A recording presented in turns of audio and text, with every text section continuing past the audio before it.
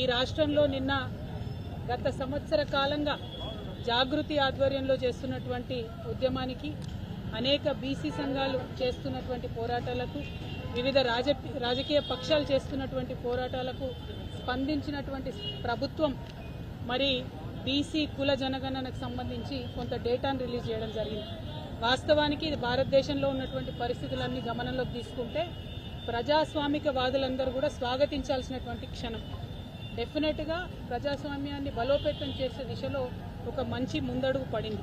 మరి పడ్డటువంటి ముందడుగు అనేది ఏదైతే ఉందో అది బలహీనంగా పడ్డదా, లోపభూయిష్టంగా పడ్డదా అన్నది మాత్రం ఖచ్చితంగా మనం ఆలోచన చేసుకోవాల్సినటువంటి అవసరం ఉన్నది, ఆత్మవిమర్శ చేసుకోవాల్సినటువంటి అవసరం ఉన్నది. భారతదేశ స్వతంత్ర చరిత్రలో ఎన్నడూ కూడా బీసీల కులగన్న దేశవ్యాప్తంగా జరగలేదు, కేవలం బ్రిటిష్ వాళ్ళు ఉన్నప్పుడే జరిగింది. ఆ తర్వాత తెలంగాణ ప్రత్యేక రాష్ట్రంగా ఏర్పడ్డ తర్వాత గౌరవ ముఖ్యమంత్రి, అప్పటి ముఖ్యమంత్రి కేసీఆర్ గారి ఆధ్వర్యంలో తక్షణమే మనం సకల జనుల సర్వే ఒకటి చేసుకున్నాం, సమగ్ర కుటుంబ సర్వే చేసుకున్నాం. తద్వారా మనకు వచ్చినటువంటి డేటాను తీసుకొని అనేక కార్యక్రమాలు చేసుకోవడం జరిగింది. సో ఆనాడే ఒక మంచి ముందడుగు పడింది. అందులో డేటాను వాడుకొని మనం వివిధ కులాలకు అనేక రకాలైనటువంటి మంచి కార్యక్రమాలు చేసినాం. ఇవాళ ఎప్పుడైతే రేవంత్ రెడ్డి గారి ప్రభుత్వం వచ్చిందో ఆనాటి నుండి ఈనాటి వరకు కూడా జాగృతి ఆధ్వర్యంలో, వివిధ సంఘాల ఆధ్వర్యంలో పూలే గారి విగ్రహాన్ని అసెంబ్లీలో పెట్టాలనేటటువంటి నినాదం తీసుకొని గత సంవత్సరం జనవరిలో మేము ఏదైతే కార్యక్రమం మొదలుపెట్టినామో దాన్ని రాజకీయంగా బీసీలకు రిజర్వేషన్లు సాధించుకోవాలనేటటువంటి పెద్ద విస్తృతమైనటువంటి లక్ష్యాన్ని తోడు చేసుకొని ఈ సంవత్సర కాలంగా రకరకాలుగా ఉద్యమాలు చేసినాం. అది మీ అందరు కూడా తెలిసినటువంటి విషయం. మరి ఆ ఉద్యమాలకు తల ఒగ్గి కాంగ్రెస్ పార్టీ ప్రభుత్వం డెడికేటెడ్ బీసీ కమిషన్ వేయాల్సినటువంటి పరిస్థితి ఏర్పడ్డది. డెడికేటెడ్ బీసీ కమిషన్ ద్వారా లెక్కలు చేయాలి, ఎన్యూమరేషన్ చేయాలి అని మేమందరం కోరినా కూడా మా మాట పట్టించుకోకుండా ప్లానింగ్ కమిషన్ ద్వారానే ఇవాళ ప్లానింగ్ డిపార్ట్మెంట్ ద్వారా ప్రభుత్వం సర్వే చేయించడం జరిగింది. దానికి ప్రభుత్వం చెప్పినటువంటి సాక్ ఏంటిది? ప్లానింగ్ డిపార్ట్మెంట్ దగ్గర మాత్రమే మనుషులు ఉన్నారు, మెన్ అండ్ మెషినరీ ఉన్నారు కాబట్టి ప్లానింగ్ డిపార్ట్మెంట్ నుంచి సర్వే చేసినామని చెప్పారు. ఓకే, వెల్కమ్ చేసినాం. కానీ ఆ సర్వే ఇవాళ ప్రతి ఒక్కరి మనసులలో ఉన్నటువంటి విషయం సరిగ్గా జరగలేదనేటటువంటి ఆలోచన ప్రతి ఒక్కరికి ఉన్నది. మీరు ఏ గ్రామంలో చూసినా, ఏ పట్టణంలో చూసినా మా ఇంటికి రాలేదు అనేటటువంటి ఒక మాట అన్ని చోట్ల వినబడుతున్నటువంటి మాట.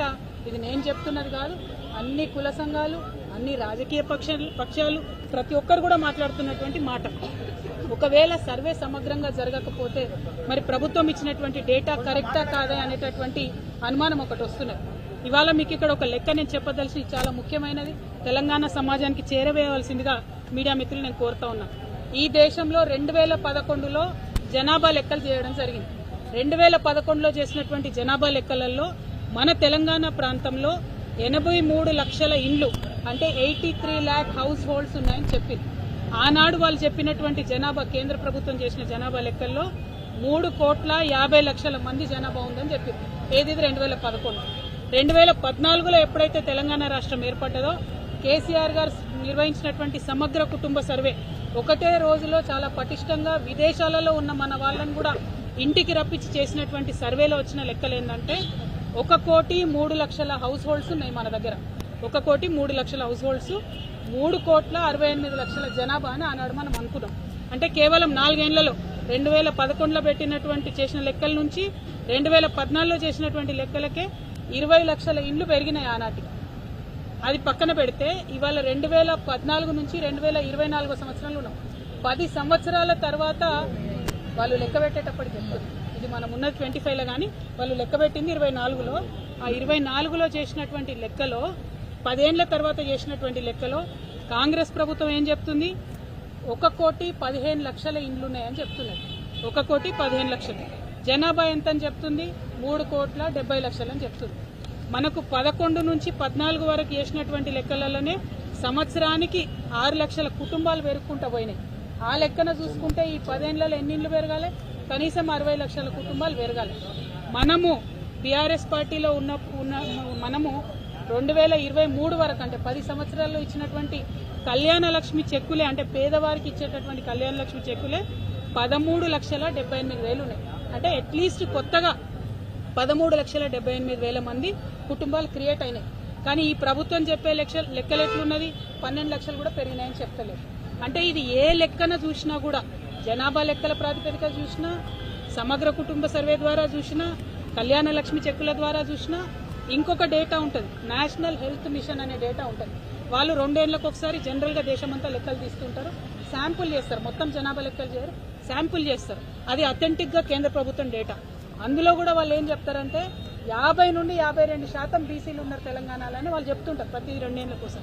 కానీ ఇవాళ ఈ ప్రభుత్వం ఏం చెప్తుంది, కేవలం 46.2% బీసీలు ఉన్నారని చెప్తున్నది.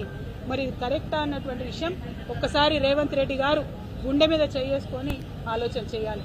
మీకు నిజంగానే బీసీల పట్ల చిత్తశుద్ధి ఉంటే మీరు చేసినటువంటి ఆ జనాభా లెక్కల డేటా ఏదైతే ఉన్నదో దాన్ని మీరు రివ్యూకి పెట్టండి. అంటే నేను జనాభా లెక్కలలో నా పేరు ఇచ్చిన బీసీ జనగణన జరిగినప్పుడు, ఒకవేళ నేను వెబ్సైట్లోకి పోయి నా పేరు టైప్ చేసి నా ఆధార్ కార్డు టైప్ చేస్తే నేను ఇచ్చిన వివరాలు అందులో రావాలి. మీరు 3,50,00,000 మందిని చేరినామని చెప్తున్నారు. ఆ 3,50,00,000 పత్రాలు ప్రజల స్క్రూటినీకి అందుబాటులో పెట్టాలని చెప్పి నేను ప్రభుత్వాన్ని డిమాండ్ చేస్తా ఉన్నా. ఎందుకంటే ఇంత పెద్ద విషయం చిన్న విషయం కాదు. ఏమంటుంది నిన్న ప్రభుత్వం, ఎంత బాధ అనిపించిందంటే ఆగమాగం ఉన్న రిపోర్ట్ ఇచ్చుకున్నారు. రేపు 4వ తారీఖు నాడు పొద్దున క్యాబినెట్ పెడతారట. ఎంతసేపు క్యాబినెట్లో చర్చ, ఇంత పెద్ద విషయం మీద కేవలం గంట సేపు చర్చ. తర్వాత వెంటనే అసెంబ్లీలో ఏం చేస్తున్నారు, షార్ట్ డిస్కషన్, అంటే చిన్న చర్చ, లఘు చర్చ. బీసీల విషయం అంటే అంత మీకు చిన్నగా కనబడుతున్నదా? బీసీల జనాభా అంటే మీకు అంత చిన్నగా కనబడుతున్నదా? బీసీలకు రాజకీయ సాధికారిత అనే అంశం మీకు చిన్నగా కనబడుతున్నదా? చిన్న చర్చ పెట్టి ఏం లాభం చేస్తారు మీరు? మీరు చిన్న చర్చ అసెంబ్లీలో పెడితే, లఘు చర్చ పెడితే దానివల్ల ఏం రిజల్ట్ వస్తుంది? మీరు పెడితే అసెంబ్లీలో బిల్లు పెట్టండి, అసెంబ్లీలో కౌన్సిల్లో బిల్లు పాస్ చేసి బాజాప్తా మీరు ఏదైతే చెప్పినో బీసీలకు అట్లా రిజర్వేషన్ ఇవ్వండి. మీ నాయకుడు రాహుల్ గాంధీ గారు మేమెంతుంటే మాకంత ఇస్తామని చెప్తున్నారు కదా. 46.3% బీసీలు, 10% ముస్లింలు ఎవరైతే బీసీలు ఉన్నారో వాళ్ళు అందరు కలిపి 56.3% రిజర్వేషన్లు ఇవ్వండి, మీరు అమలు చేయండి. ఇది ఇవాళ మేము డిమాండ్ చేస్తా ఉన్నాం తెలంగాణ జాగృతి నుండి.